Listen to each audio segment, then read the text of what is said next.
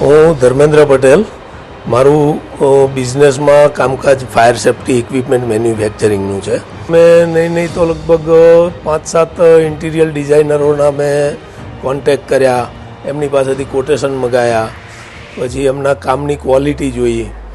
પણ લાસ્ટમાં એક ચાન્સ લેવા માટે મેં એક આ રો ડિઝાઇન એક મારા ફેસબુક ઉપર મને મળી ગયું, તો મેં એમને પણ ફોન કરીને બોલાયા.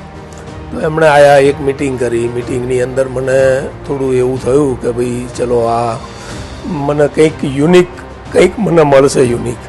એટલે એ લેવલ મને દેખાયું. એટલે મેં પછી જે મારા લીધેલા હતા કે બધાના એક સાઈડ ઉપર કરી અને લાસ્ટમાં આવેલા એને ફર્સ્ટ કરી દીધા.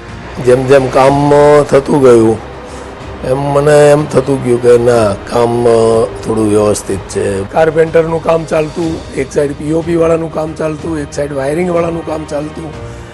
આમ કરતાં કરતાં ધીમે ધીમે મને એમ થોડું એમ થયું કે ભાઈ નહીં, હવે કંઈક મારે બહુ ધ્યાન દેવાની જરૂર નથી અને એમની રીતે કર્યા કરશે. બધું એમ કરતાં કરતાં બધું કામ એમના ટાઈમ લિમિટની અંદર પૂરું થયું. પૂરું થયા પછી મને પૂરો સંતોષ થયો કામથી. એમની ચોઈસ છોડી છે, મેં ક્યાંય ચોઈસ કરી નથી. બધી જ ચોઈસ એમની છે, મારી ચોઈસ ક્યાંય નથી આમાં.